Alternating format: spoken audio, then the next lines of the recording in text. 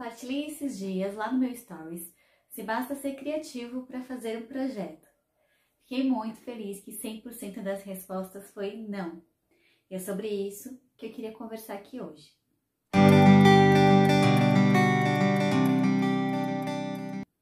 Para fazer o projeto de uma casa do zero, quais são os conhecimentos básicos que o arquiteto tem que ter? O projeto nada mais é do que a união da criatividade, que tem que existir sim, mas com várias disciplinas. E nós vamos começar falando aqui hoje sobre o terreno. Eu costumo brincar que o papel em branco do arquiteto não é o papel em branco em si. Ele tem endereço, dimensões, vizinhos, relevo, diretrizes urbanísticas, vista para montanha, vista para muro, vista para prédio, clima, potenciais a serem explorados e situações já consolidadas a serem trabalhadas. Vamos começar então falando sobre o relevo desse terreno com relação ao seu entorno, aos lotes vizinhos. Ele pode ser altiplano, de encosta ou vale.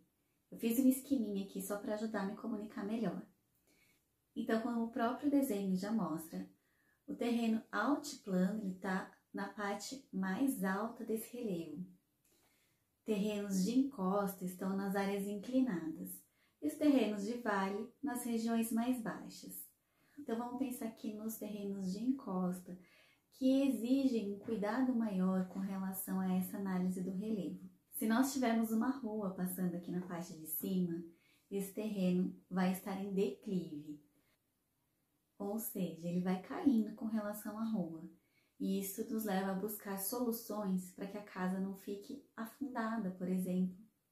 Às vezes o seu cliente pode querer uma casa térrea. Então, por que não pensar pelo menos na garagem, na parte de baixo, aproveitando essa inclinação do terreno? E toda a parte superior a essa garagem seria um pavimento térreo em um único nível, de modo que essa casa não fique afundada com relação à rua. Sabe, quando as pessoas estão caminhando e enxergam um telhado. Você pode trabalhar a fachada mais linda, querer tirar partido de alguma vista mais interessante, mas quem está passando pela rua não vê essa fachada, ela fica escondida, e quem mora ali não enxerga mais nada além dos muros do seu próprio lote. Já se for uma situação oposta, a rua estiver passando na parte de baixo, vamos dizer aqui olhando pelo nosso desenho, esse terreno estaria em aclive. Aí você pode estar tirando partido disso para fazer uma construção em níveis, você tem um visual muito mais atrativo, pode ser uma rampa de acesso para a garagem, pode ser a garagem embaixo e a construção em cima, e aproveitando os níveis para fazer a distribuição dos ambientes. Aí vai depender do que é interessante para o seu cliente também, se ele quer ter escadas dentro da casa, se ele prefere o mínimo possível. Inclusive isso já devia ser pensado lá na escolha, na compra do terreno, mas nós sabemos que nem sempre é assim. Já chega pra gente aquele terreno e aquela ideia do que seria o ideal e o arquiteto tem que adaptar aquilo para aquela família que vai viver ali. E cada decisão que é tomada com relação a esse terreno, ela vai implicar na movimentação de terra. Então você vai escolher o nível que vai ficar como se fossem platôs, vamos supor uma construção em níveis. O nível que vai ficar aquela primeira parte da construção, a área social, e aí você vai movimentar aquela terra ali, tirar o que for necessário para fazer aquela construção e ver se tem algum outro lugar que você pode ir compensando e colocando a terra, ou se ela simplesmente vai ter que ser descartada. E toda vez que nós movimentamos terra para encaixar essa construção, existe uma sobrecarga que é gerada nas extremidades. Por isso, a importância também de ressaltar a necessidade dos muros de arrimo. E aí, ainda nesse caso, no terreno em aclive, você pode pôr a sala em nível, os dormitórios um pouco para cima, com uma vista super privilegiada, nenhuma interferência com relação à ventilação e à luminosidade, porém, escadas. Cada uma dessas decisões, dessas escolhas, vai implicar em alguns fatores que você vai ter que analisar com o seu cliente o que de fato é prioridade. É uma casa mais alta, uma fachada mais vistosa, uma vista mais limpa, mais livre de outras construções, ou é o conforto, ou a prioridade por morar em objetivo, outra pessoa de idade. Então, tudo isso também vai depender do momento em que seu cliente está, de quem vai viver ali está. Por isso, a importância de ir até esse terreno, analisar o entorno, a situação dele, o relevo dele com relação aos vizinhos, aos confrontantes, solicitar um levantamento planimétrico para um topógrafo. Você pode pedir isso para o cliente antes de iniciar o projeto, ou você mesmo pode se oferecer para fazer os orçamentos e pedir esse levantamento, porque normalmente o cliente não vai conhecer um topógrafo, e faz esse estudo, esses cortes e mostra para o cliente numa reunião o que é que pode ser feito ali, o que é que faz sentido para ele. Isso já com o programa em mãos e antes de iniciar mesmo o seu projeto. Demonstrando para ele em que implica cada decisão, a nível de custo, seja uma movimentação de terra, seja uma estrutura mais reforçada, arrimos, funcionalidade, estética, apenas demonstrando soluções diferentes para a mesma situação, analisando construções vizinhas. Ao centro nós temos um terreno em fase de terraplanagem, à sua direita uma residência com a rampa de acesso para a garagem, que ficou no mesmo nível que o pavimento térreo. À esquerda, a garagem no pavimento térreo e o restante da casa na parte de cima. Agora, outro fator primordial a ser considerado na análise do seu terreno e antes de iniciar o seu projeto é a posição no norte. O norte, ele vai direcionar, inclusive, a posição de cada cômodo na implantação. Isso por questões de saúde, troca de ar, iluminação, ventilação, a saúde de quem vive e a própria saúde da edificação, para evitar fungos, bactérias, mofos. O sol, ele estando com os ambientes posicionados da forma correta, ele pode ser muito benéfico para a vida daquelas pessoas que vão estar ali. Considerando o sol nascendo a leste e se pondo a oeste, nós sempre priorizamos os dormitórios na fachada leste, justamente porque ela recebe o sol mais saudável, que é o sol da manhã. Ele vem com menos intensidade e fica por pouco tempo ao longo do dia. Dormitórios e áreas de trabalho, de estudo, home office, por exemplo, que chega a ser até uma tendência agora nesses tempos que nós estamos vivendo. Muitas pessoas que não trabalhavam home office tiveram que lidar com isso e sentir de perto, no dia a dia, o impacto que esse posicionamento do sol em cada ambiente interfere na sua vida, nas suas atividades. Na face norte, nós temos o sol na maior parte do dia, mas não é tão intenso quanto na face oeste. Então, se não for possível voltar os dormitórios para leste, tudo bem se ele estiver um pouquinho direcionado para o norte. Mas nós priorizamos nessas áreas de convívio social, sala de estar e jantar, área gourmet, posicionamento da piscina. E aí partindo para o oeste, que é o sol da tarde, aquele sol mais intenso, como fazer? Uma sugestão seria direcionar as áreas molhadas para esse sol. Área de serviço, cozinha, banheiro, porque essas áreas elas são naturalmente mais úmidas pelo próprio uso que se requer delas e pelos revestimentos frios também. Então, mesmo recebendo uma insolação maior, o ambiente é naturalmente mais fresco. Então, quanto à retenção de calor, ela vai ser menor do que numa sala ou num dormitório, por exemplo.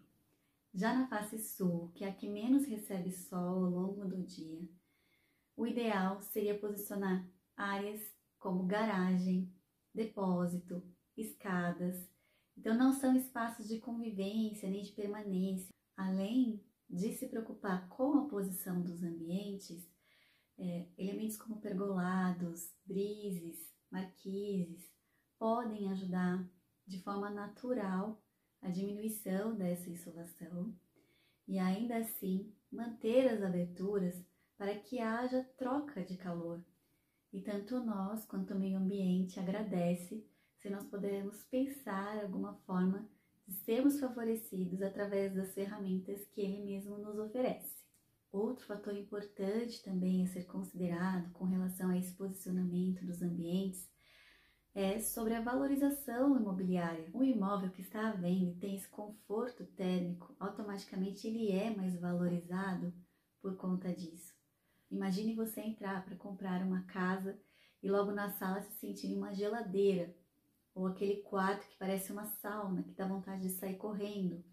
Aí você vê a pessoa trabalhando no escritório pingando ali, ou com aquele ar-condicionado no último, ou uma área de serviço, coradouro, que não bate um raio de sol, fica ali a semana toda e a roupa não seca.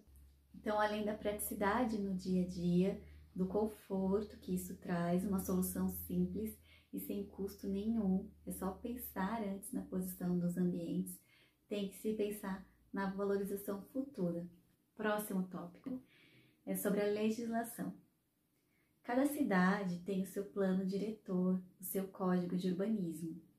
E ali tem um conjunto de diretrizes em que cada região da cidade deve seguir para implementar as suas construções, no que diz respeito à área construída, que são os coeficientes, coeficiente de aproveitamento, taxa de ocupação, gabarito de altura permitido, recuos, recuo frontal, recuos laterais.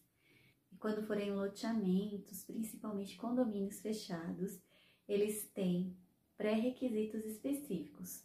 Porém, quando não coincide com o Código de Urbanismo, por exemplo... O frontal nesse condomínio que você está fazendo o projeto é 4 metros, mas na legislação do seu município é 5.